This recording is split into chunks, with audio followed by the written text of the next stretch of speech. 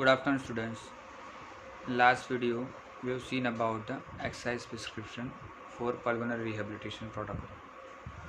Now today we will see that what kind of exercise should be started and how it should be incorporated.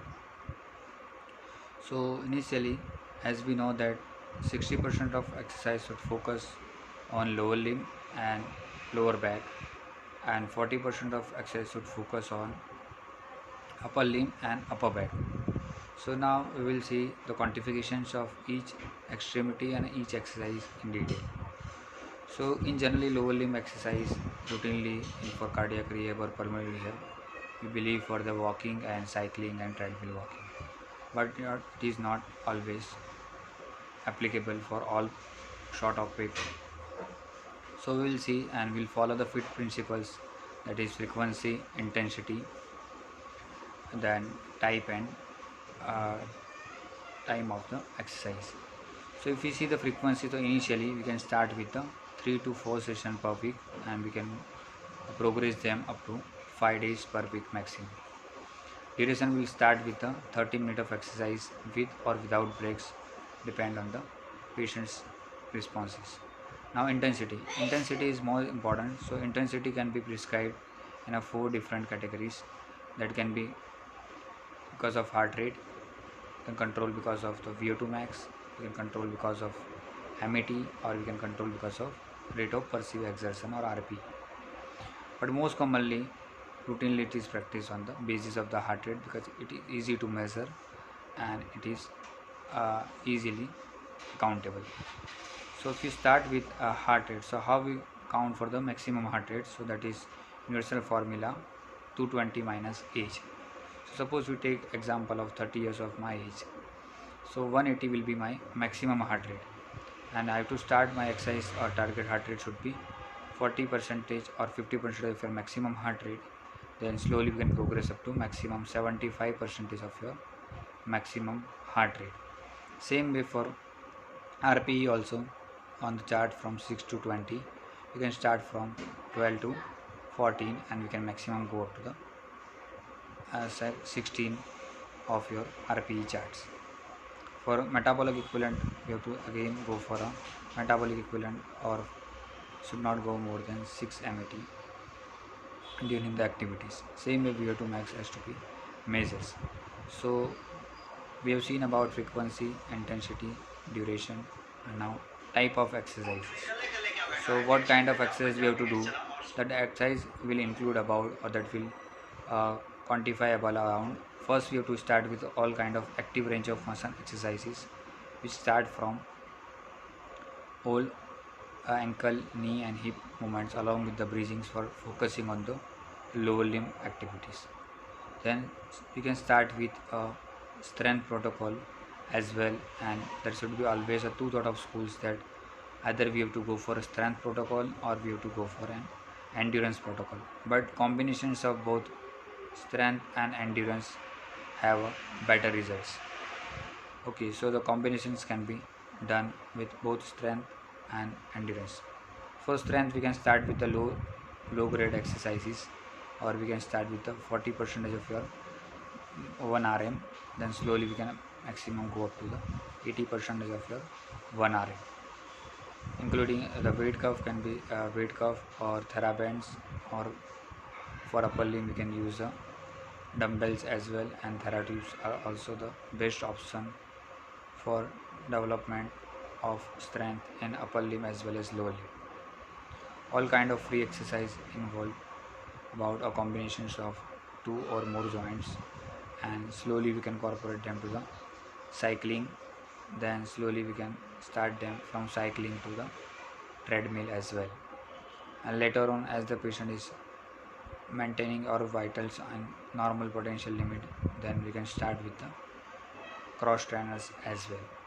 In case of a group activities, we can start with the combinations of exercise of upper limb and lower limb together, like aerobic dancing, Zumba and all. Now for upper limb, same way for upper limb, we have to start with the strength protocol, obviously with or without weight, or with or without resistance. Slowly free weight can be started like dumbbells and theraband as well, pulling pushing kind of techniques, All or anti-gravity positions should be used, and gravity will act as a resistance, and slowly patient can learn in a different positions about upper limb strength protocols. Now, if the cross training is be done, then the one exercise will include for the upper limb, and other will be done for the lower limb. Like this, cross training will be done overall to improve the performance of your musculoskeletal systems. So that was all about skeletal muscles. Now, most of the things after that we will see on ventilatory muscles training.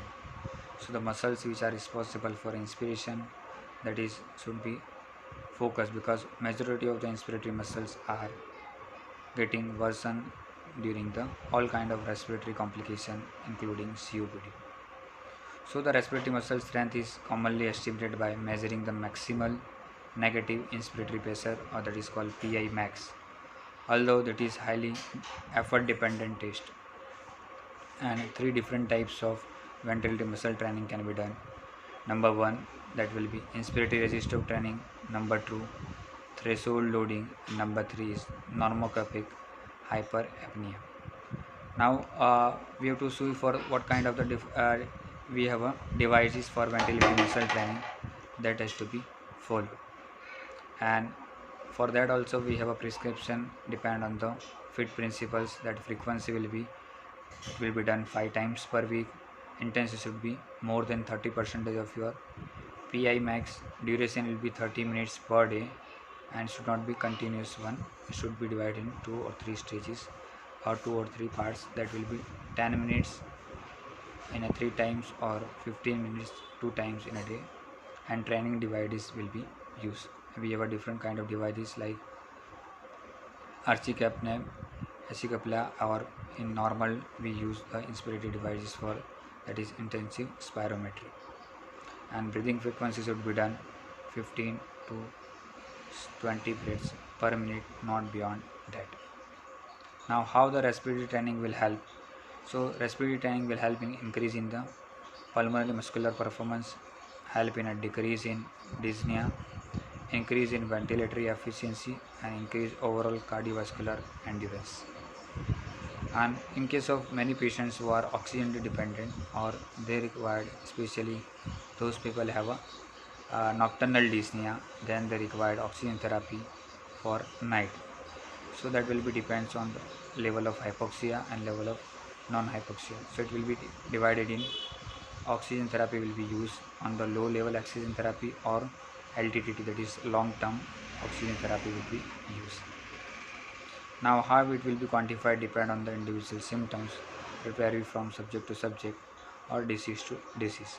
But most commonly during the asthma, the patient required a night oxygen support.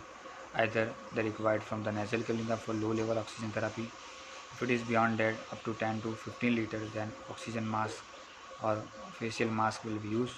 And if still patient is not worsening, or patient cannot take a sleep for at least 4 hours in a night, then oxygen chamber is applied up to the upper body, so it will help the patient to go for a sleep, and that will be used in the LTOT, that is for a long term oxygen therapy. So these are the different kind of exercise prescription can be done in the respiratory compromised patient. And obviously, as we know, the self management and patient education is important as well, which help to prevention of exacerbations of breathing episodes. Breathing exercise can be followed. Bronchial hygiene can be maintained through others, along with the regular uses of medications, either it is oral or aerosol form, and self-assessment of different kind of symptoms.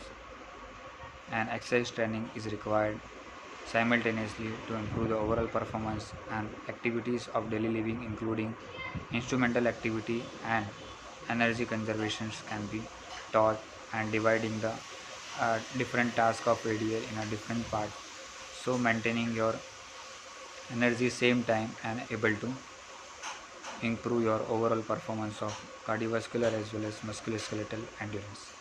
This is how we go for a kind of an exercise prescription in pulmonary impairments and all kind of pulmonary diseases. Along with that, risk factors should be compromised. Like most common symptoms is smoking, so that smoking cessation has to be taught, or a different kind of anti de-addiction centers and de-addiction therapy should be used, including your behavioral responses and psychological withdrawal responses. Thank you.